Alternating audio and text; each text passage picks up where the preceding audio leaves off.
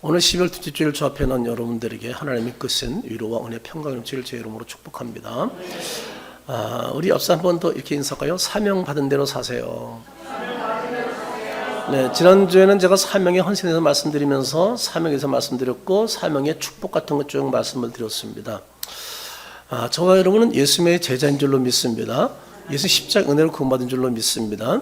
우린 예수님과 관계없다면 이 자리에 있을 이유가 하나도 없습니다. 우리는 주님의 은혜 때문에 이 자리에 완 줄로 믿습니다. 그리고 주님께서 맡긴 것들이 바로 사명이라는 것이죠. 물론 목적은 복음이지만 말이죠. 이 일들을 우리가 잘 감당할 때 우리는 날 위해 십자가에 죽으신 예수님을 기쁘게 해드린 삶이 되는 줄로 믿습니다. 그래서 우리 항상 예수 중심은 사명 중심이다라고 해도 틀린 말이 아닙니다. 항상 예수 중심의 삶을 산 여러분 되기를 주의 이름으로 축복합니다. 2025년 한 해가 저물어가고 있습니다. 우리 2025년도에 많은 일을 겪었지만 그래도 하나님의 은혜로 잘 견뎌왔습니다. 그런데 뒤돌아보면 우리가 잘해서 여기까지 온 것이 아니라 하나님이 보호하시고 인도하시고 지키셨기 때문에 함께 하셨기 때문에 인 줄로 믿습니다.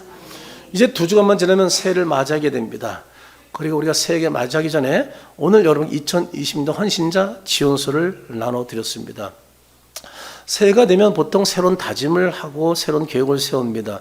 저도 지난 한 주간 동안 2020년도 새해 계획들을 쭉 세우고 왔습니다만 우리도 가정 또 직장 그리고 사업에 대한 어떤 새로운 계획들을 아마 세울 겁니다. 각자 아마 이런 2020년도는 이렇게 해야지 부족한 것을 이렇게 좀 채워야지 아마 그런 계획을 누구나 세울 줄로 압니다. 그런데 우리가 새해 계획을 세우면서 가장 중요한 계획이 무엇인가요?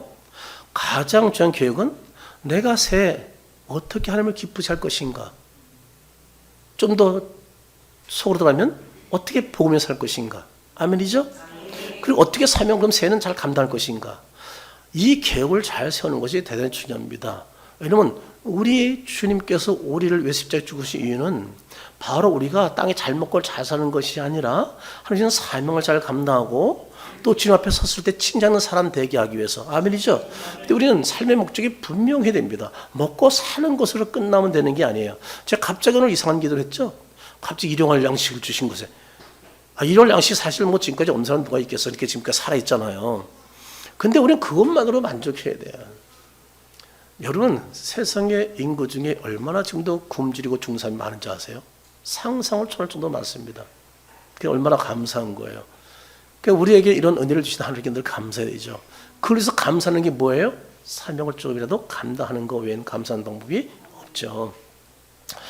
우리 오늘 본 말씀을 보면 매우 혼란한 시대에 한 사람을 새롭게 마침내 사명자로 세운 이야기가 오늘 본문에 등장합니다. 본문에 등장한 이사야는 아모스의 아들로서 당시 귀족이나 왕실 가문일 것이라 라고 보고 있습니다. 성경에는 정확하게 나오지 않았지만 그가 이렇게 활동한 것을 보면 그런 존재일 것이다 라고 학자들이 말을 하고 있습니다. 당시 아수나라가 중동의 강대국으로 막 부상하고 있을 때였습니다. 북이스라엘과 남유다는요 이 아수 때문에 큰 위협을 받고 있을 때였습니다. 당시 이사야는 우시아 왕이 죽던 해에 성전에 들어갔다가 높이 들려 그 보좌에 앉으신 하나님을 보게 된 겁니다. 특별한 환상을 보게 된 거죠. 이사야는 하나님의 거룩 앞에서 자신의 죄를 깨닫게 됩니다. 그리고 용서받습니다. 그러자 하나님의 선자의 부르심에 응답한다는 것이 오늘 본문 내용입니다. 기원 여러분, 하나님께 쓰임받는 사람의 특징이 있는데 대체로 한 가지 공통된 고백을 한다는 겁니다. 그 한 가지 공통된 고백이 무엇인지 아세요? 주님, 내가 여기 있나이다. 나를 써 주소서라는 고백입니다. 기원 여러분 궁금하지 않나요? 어떻게 이런 고백을 할 수 있는 거예요? 반면에 왜 이런 고백을 할 수 없는 건가요? 하는 사람이 있고 하지 못한 사람이 있다는 겁니다.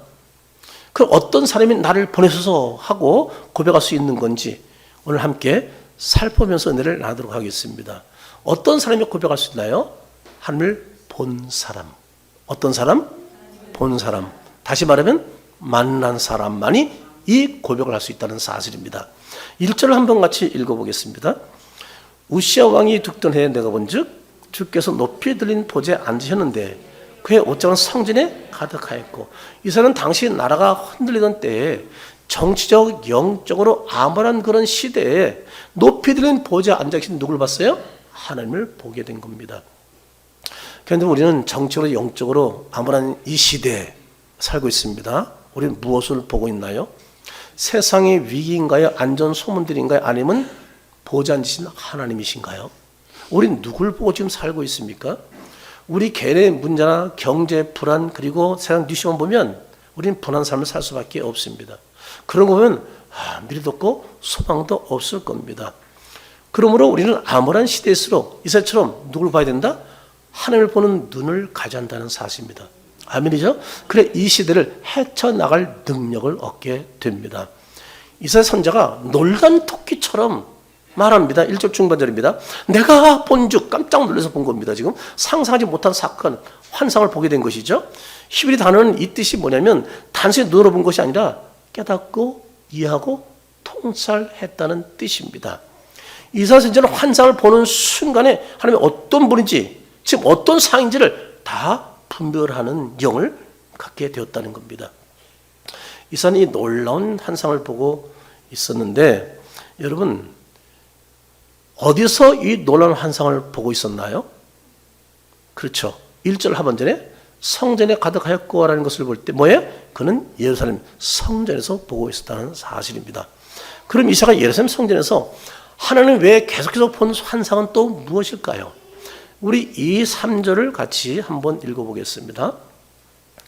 스랍들이 모시고 섰는데 각기 6 날개가 있어 그 둘은 자기 얼굴을 가렸고 그 둘은 발을 가렸고 그 둘은 날면서 서로 불러 이르되 거룩하다 거룩하다 거룩하다 만군의 여호와여 그의 영광이 온 땅에 충만하다 하더라. 이사야는 계속 놀라운 환상을 보게 되는데 천사들이 나다리면서 뭐에 하나님을 찬양하는 영광스러운 모습을 보게 되었습니다. 3절 중반절에 거룩하다 거룩하다 거룩하다 3번 반복해서 굉장히 강조하는 말씀이라고 그랬죠. 여러분 그것은 하나님은 죄와 완전히 구별된 분이라는 말씀입니다. 하나님은 죄인과 전혀 다른 저와 여러분은 죄인이죠.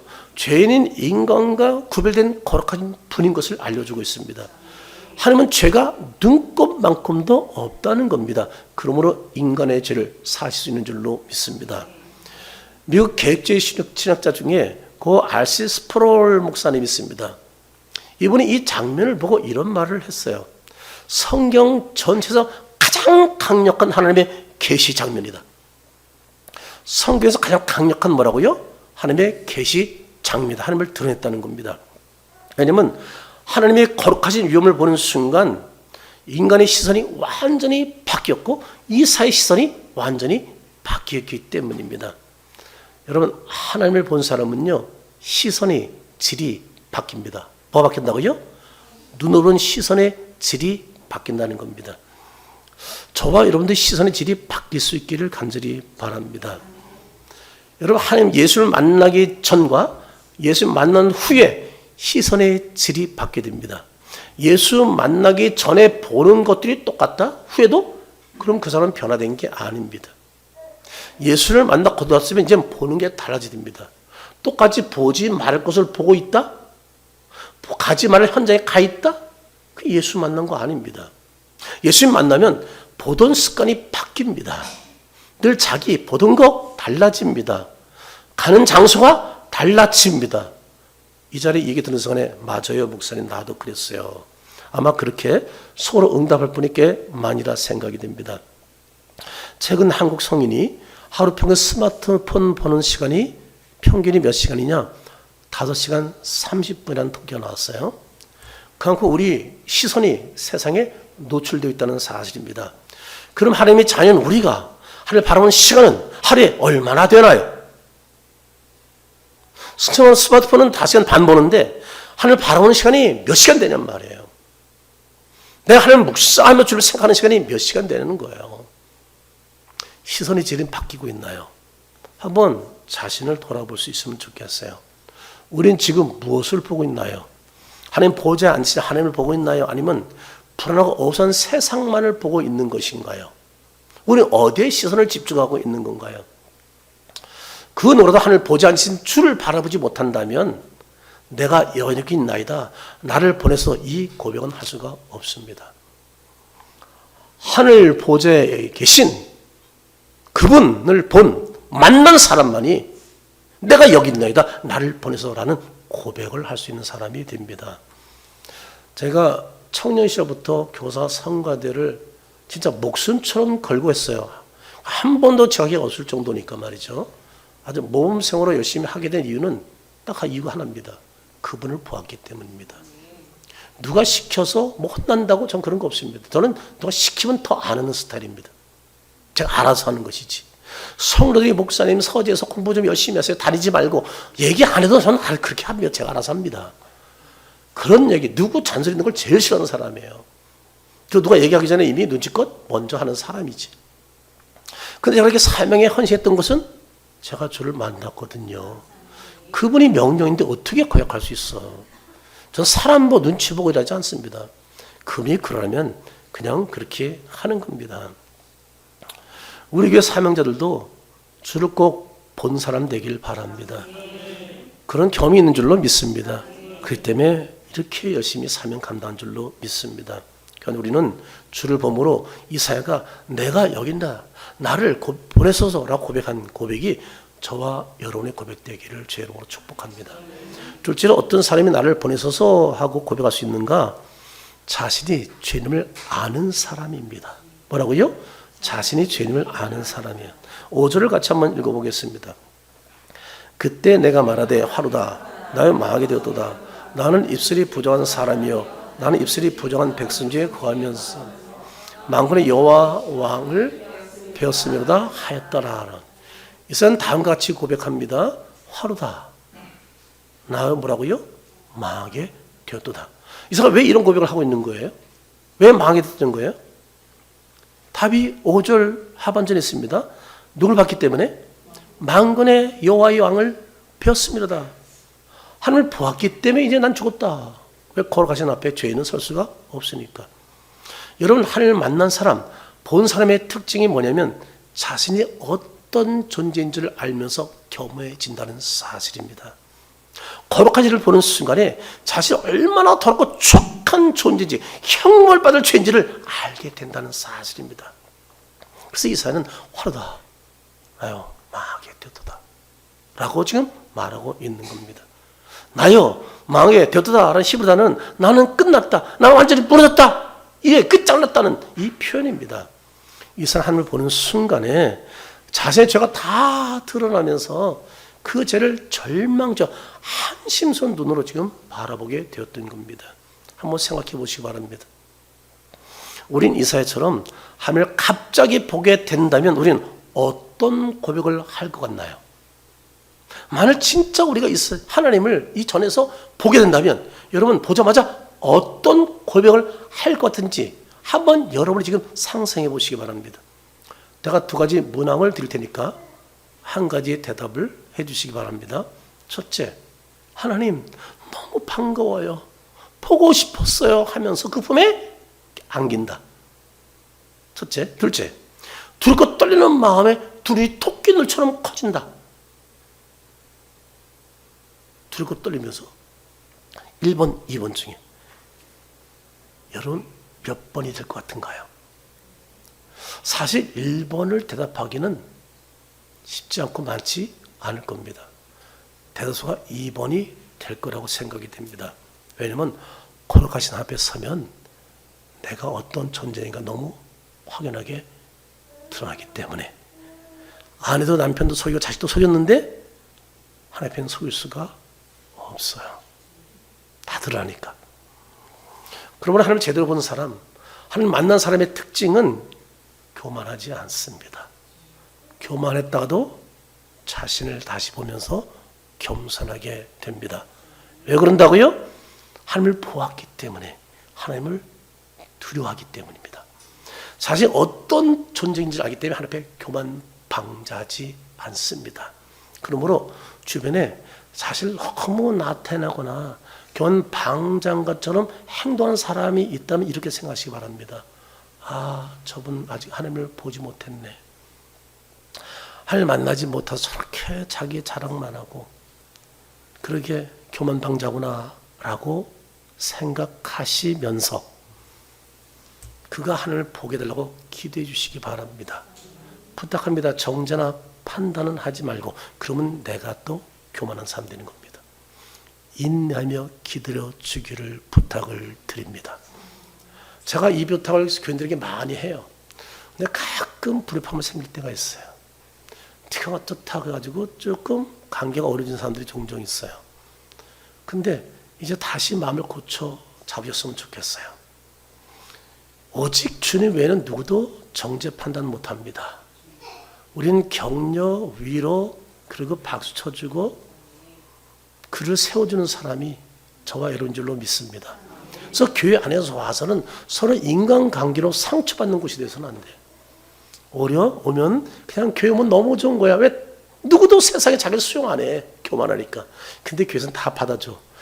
몰라서 그러는 게 아니라 더 넓은 품이 있기 때문에, 예수의 마음이 있기 때문에. 아멘이죠? 그게 교회야. 그게 교회야. 앞으로 새 맞이선 더 넓은 품으로 우리 성도를 품어주길 바랍니다. 근데 너무 감사한 것은 우리에게 그렇게 모난 분이 없다는 것도 너무 감사한 거예요. 그래서 뭐 특별히 신경 쓸 건 없지만 그래도 사람이 가정에서 한바탕 하고 오면 괜히 교회 와서 분풀이하는 경우가 있거든요. 화풀이하잖아요. 그냥 받아줘. 아, 저번에 어떤 상처가 있었구나. 아멘이죠? 제가 목회하면서 경험한 것 중에 하나가 뭐냐면, 유난히 특별한 성향을 가진 사람 보면은 성장 과정에 문제가 있든지 깊은 상처가 있더라고요. 그걸 알면서는 눈물이 나오더라고. 너무 안쓰럽더라고요. 그러니까 대적하게 안 되고 오히려 불쌍하게 여기면서 기도하게 되더라고. 그래요. 괜히 그러는 게 아니에요. 어떤 이유가 있기 때문이지. 그걸 못 보기 때문에 싸우는 거예요. 우린 조금 더 주님처럼, 십자가 지신 주님처럼 넓은 마음 품을 갖고, 아멘이죠? 그러면 그냥 조금 있으면 나을 줄 믿고, 저분이 예수님 만나면 주님 보면, 성전에서 하나님 보면 바뀐다고 믿고 말이죠. 아멘이죠? 또 참아주고 인내하면서 기다리는 여러분 되기를 부탁을 드립니다. 왜 이런 부탁하냐면, 사람은 주님을 보지 못하는 한, 만나지 못하는 한 변화는 불가능하기 때문입니다. 그래서 만난 사람이 기다려주는 거에는 방법이 없습니다. 예수 수제자 베드로가 예수를 보고 만났을 때 다음과 같은 고백을 합니다. 누가복음 5장 8절 한번 같이 읽어볼까요? 시몬 베드로가 이를 보고 예수의 무릎 아래에 엎드려 이르되 주여 나를 떠나소서. 나는 예수님 보자마자 뭐예요? 난 죄인 고백하잖아요. 예수님 만나면 이렇게 될 수밖에 없어요. 이 가운데 예수님 만났을 때 제일 먼저 터져나온 게 뭐였어요? 눈물이며 회개잖아. 그렇잖아요. 제가 23살에 이 경험을 크게 했거든요. 밤새 울었으니까. 그러나서는 주님이 내 중심의 왕이 된 거예요. 그분이 원하신다면 무조건 아멘인 거예요. 그래서 주님 보고 만나지 못하면 변화는 쉽지 않거든요. 그래도 하루치에 보내는 건 아니에요. 베드로 하루치에 성숙한 사람 된 건 아니잖아요. 그러니까 기다려줘야 돼, 좀 더. 사도 바울도 자신이 핍박하던 예수를 본 후에 어떤 고백을 하는가 한번 보십시오. 여러분 읽으면서 예수를 만나기 전, 보기 전 바울, 그리고 예수님 본 후에 바울의 모습을 한번 살펴보면서 같이 읽겠습니다. 뒤면서 1장 13절 이하 같이 읽습니다. 다 같이. 내가 전에는 비방자여 박해자여 폭행자였으나 도리어 공의를 입은 것은 내가 믿지 아니할 때에 알지 못하고 행했습니다. 우리 주의 은혜가 그리스도 예수 안에 있는 믿음과 사랑과 함께 넘치도록 풍성했도다. 미쁘다 모든 사람이 받을 만한 이 말이요 그리스도 예수께서 죄인을 권하시려고 세상에 임하셨다 했도다. 죄인 중에 내가 교신이라. 네, 제가 지난 수요일날 우리 교회 예배도 드리고 다른 교회 예배도 드렸거든요. 근데 거기는 목사님이 성경 읽을 때마다 목사님이 안 읽어. 옆에서 읽어주더라고요. 제가 읽을 때도 그렇게 도와주세요. 왜냐면 제가 이걸 몇 번 물 마시려다가 못 먹었어. 제가 계속 읽어야 되니까. 이제 다음부터는 제가 읽을 때 같이 읽어주면 제가 그때 잠깐 어떻게 해요? 물을 먹을 수 있는 타이밍이 생긴다. 제가 65세까지는 물 안 먹었거든요. 근데 나아야 되니까 이제는 어쩔 수 없는 것 같아요. 보세요. 예수는 보기 전 바울은 어떤 사람이었나요? 비방자, 박해자, 폭행자라고 했습니다. 만일 바울이 예수를 만나지 못했다면, 보지 못했다면 어떤 인생을 지금도 살까요? 어떻게? 비방자, 박해자, 폭행자로 살 수밖에 없어요. 그리고 지옥의 아랭모래에 들어갔을 겁니다. 그러나 예수는 보는 어떻게 살았다고 말하고 있어요? 먼저 자신이 죄인 중에 내가 이 대단한. 그래서 저도 이 고백을 덩달아 따라서 많이 써먹었어요. 나도 죄인 중에 괴수다. 괴수가 뭘 조금 죄진 사람을 정죄해. 그래서 남을 정죄하지 않으려고 제가 이 고백을 많이 했었어요. 그리고 15절 중반절에 보세요. 그리스도 예수께서 죄인을 구원하시려고 세상에 임하셨다는 것을 깨달은 바울은 인생의 목적과 사명이 완전히 새롭게 생겼습니다. 그래서 바울은 자신의 신앙과 인생의 목적을 다음같이 고백합니다.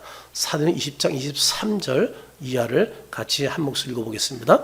오직 성령이 각 성에서 내게 증언하여 결박과 환난이 나를 기다린다 하시나 내가 달렸기가 주 예수께 받은 사명 곧 하나님의 은혜의 복음을 증거하는 일을 마치려 하면은 나의 생명조차 조금도 귀한 것을 여기지 아니하노라.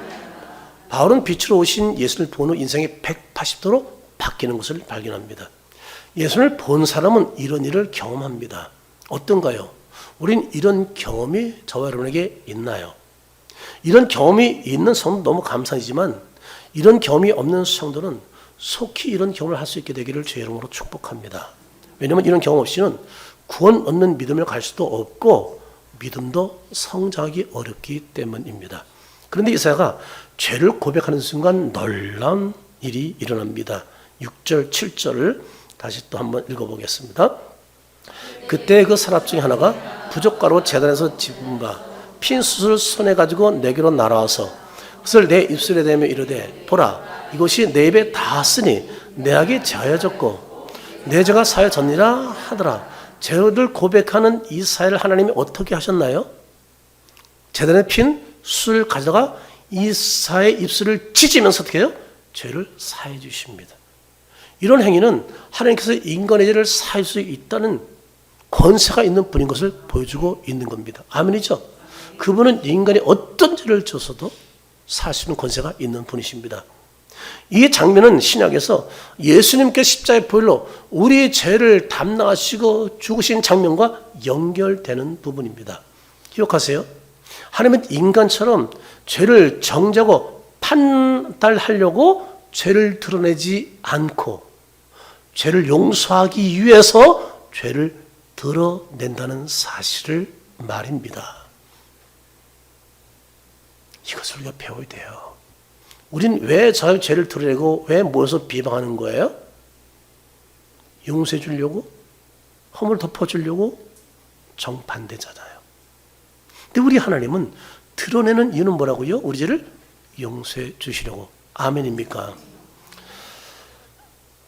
신약에서 예수님께서 이것이 죄를 사는 부분과 연결된다는 말씀을 드렸습니다. 여기서 죄를 사하신 하나님의 그 크신 사랑을 발견하게 되는데 이 사람은 장차 예수님께서 어떻게 해요?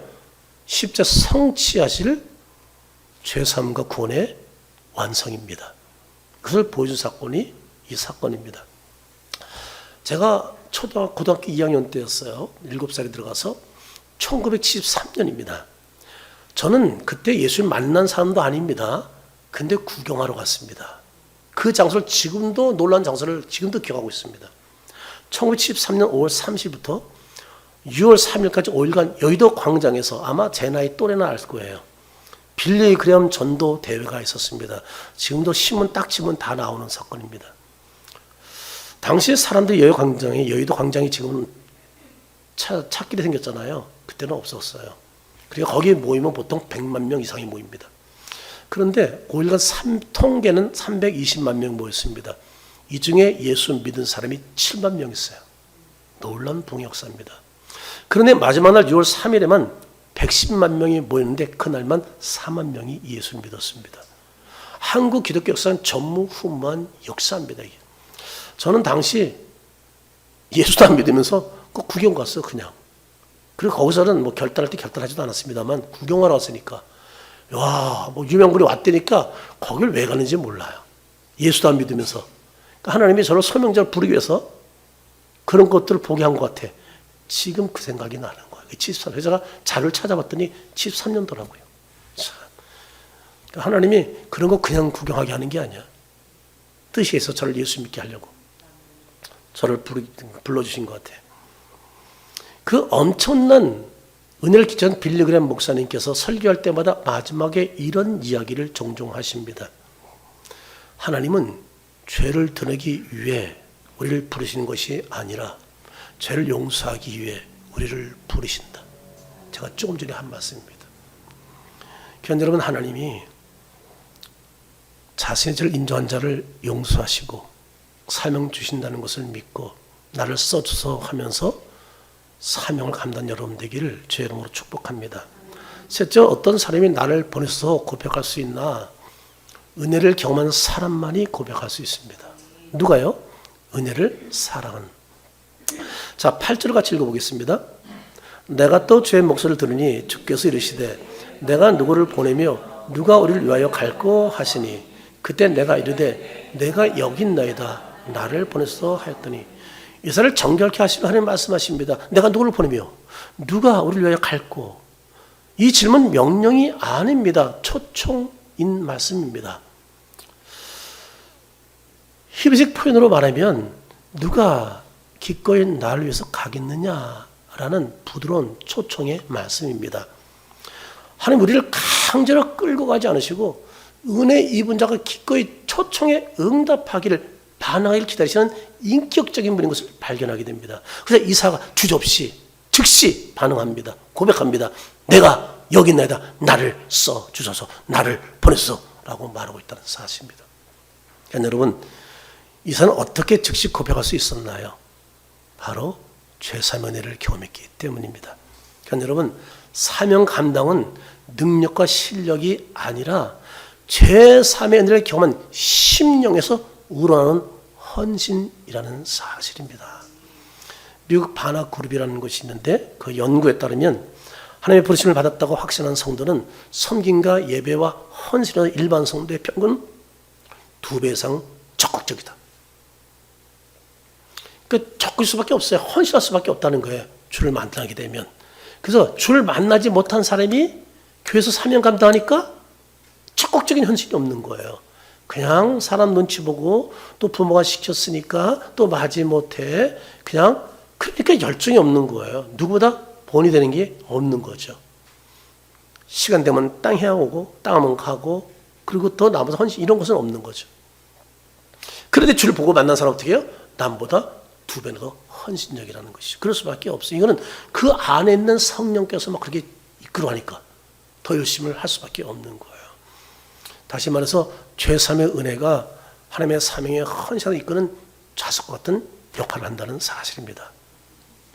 한 직장인이 직장생활을 그만두고 아프리카 선교사로 떠나면서 선교사 파송에서 이런 고백합니다. 제가 가는 이유는 능력 때문이 아닙니다. 저를 죄 가운데 살리신 은혜가 너무 크기 때문입니다. 그래서 나를 보내소서라고 고백할 수 있었습니다. 저도 마찬가지. 저도 신학 안 하려고 얼마나 애썼어요. 목회하려고 했던 사람이 아니거든요. 전혀 가지 없어요. 근데 그분의 은혜를 잊고 보니까 스스로 가게 되더라고요. 이게. 그분의 은혜 주시니까 안 갈 수가 없게 되더라고요. 그분이 명령하시면 아멘 할 수밖에 없게 되더라고요. 그래 우리가 그분을 보고 만나는 게 얼마나 소중한 거예요. 교회를 다니면서 제일 불쌍한 사람이 아직도 주를 만난 경험이 없고 본 경험이 없는 사람들이에요. 그런 분들은 오늘 이 시간 기도하세요. 하나님 내가 주를 보게 해달라고 만나게 해달라고 아니면 음성으로 들려고. 저는 믿음이 크지도 않았어요. 집사였어요. 저는 목적이 장로였어요.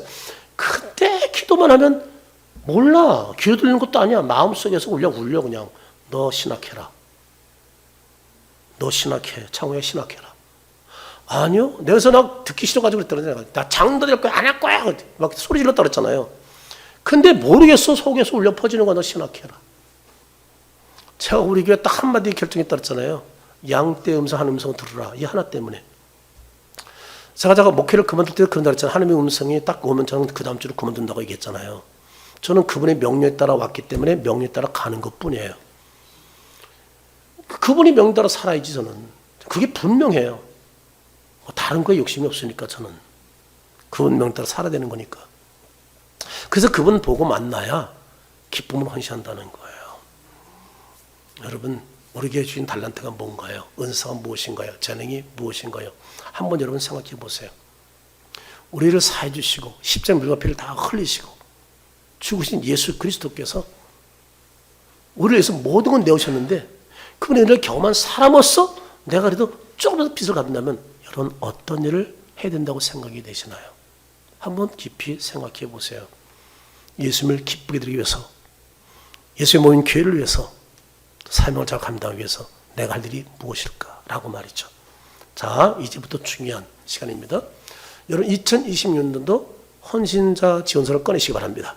자, 볼펜 없는 분들은 손을 들고 계시면 볼펜 갖다 드릴 거예요. 자, 손을 드시기 바랍니다. 볼펜 없는 사람들은.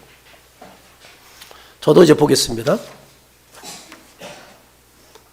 보시고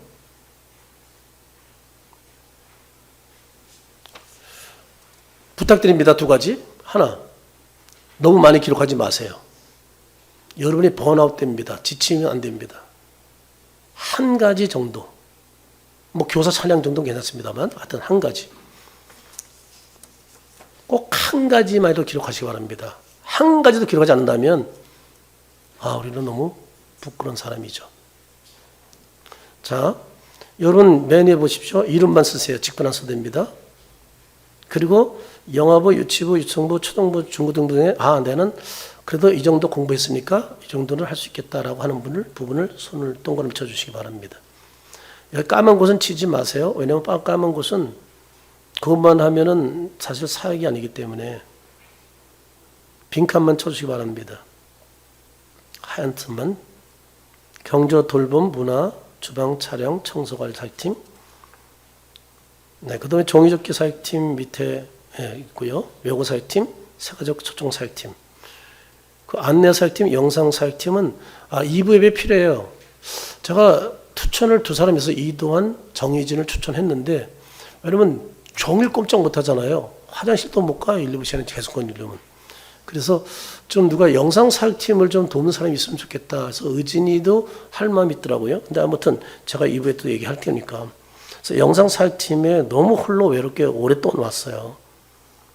그래서 예배 사역, 찬양 사역팀 이런 것들을 안내 사역팀, 네, 그리고 전도 사역팀 26번, 27번은 기록하지 마시고요. 친교 사역팀 기록하지 마시고요. 전도 사역팀만 기록하세요. 나는 일주일에 한 번도 하겠다. 그리고 중보기도 사역팀이 24번 있는데요. 이건 금요일 11시부터 12시 하는 건데 굉장히 중요한 사역이에요. 이 교회원들을 위해서 전교회를 위해서 기도할 수 있는 건 개인 축복이고 자신도 축복이거든요. 그 때문에 여러분 금요일 날 시간 되신 분은 11시, 12시를 해주시기 바랍니다. 자, 이제 마무리 해주시고요. 자, 한 가지 이상만 기록하면 되겠습니다. 자, 이사야가 내가 여기 있나이다 나를 보내소서라고 응답하기까지는 하나님의 세 가지 구원 사역 사적인 인도하심이 있었어요.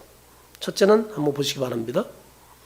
하나님을 본 사람이 세상을 바르게 본다. 좀 띄워주세요. 두 번째, 죄를 아는 사람이 은혜를 경험한다.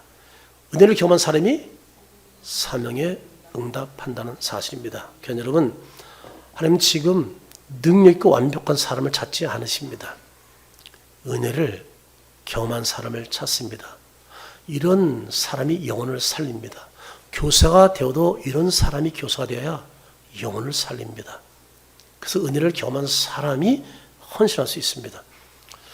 하나님 일은 우리 능력으로 하는 것이 아니고 그분의 은혜로 하는 것이기 때문입니다. 그러므로 이는 그누라도 하나님이 주신 사명을 감당하지 않는다면 하나님께서 감당하도록 도시고 인도하실 것도 믿으시기 바랍니다. 나는 은혜는 받았지만 아무것도 몰라요. 그냥 하고 싶은데 좋습니다. 하나님 그런 사람에게 능력 주십니다. 은혜 주십니다. 감당할 힘을 주십니다. 저도 20대, 30대 큰 교회에서 30대 제가 부장, 성가대장 다 했어요. 큰 교회에서도 30대. 막 제가 하겠다고 밀고 들어가니까 막을 수는 없더라고요. 그렇다고 뭐 사람들한테 하겠다 이러지는 않았어요. 열심히 하니까 그냥 30대 벌써 제가 부장 자리에 있고 성가대장 자리에 있더라고요. 우리 열정을 다하는 게 중요해요. 그래서 여러분들이 꼭 빈칸으로 내놓지 마시기 바랍니다. 한 가지 나는 교회를 위해서 하겠다. 주님을 위해서 하겠다. 그런 마음으로 쓴다면 주님의 은혜로 인도할 줄로 믿습니다. 예수의 십자가 은혜로 구원받은 성도는요, 주님이 함께 하십니다. 주님이 도와십니다. 은혜 주십니다. 능력 주십니다. 인도하십니다. 아멘이죠? 지금까지 산 것이 내 힘으로 산 것이 아닙니다. 그분의 은혜로 산 것입니다. 그래서 주님 십자가 붙잡고 우리는 사명 감당하자고요. 그래서 지금보다 나은 좋은 교회. 아멘이죠? 그러며 더 행복한 공동체. 아멘이죠? 그런 교회를 만들어 가자고요. 사랑하는 성도 여러분, 우리 하나님을 보고 죄님을 알며 은혜를 경험한 자로서 삶을 생명처럼 여기면서 주여 나를 보내소서, 이 고백이 여러분 가운데 있게 되기를 주의 이름으로 축원합니다.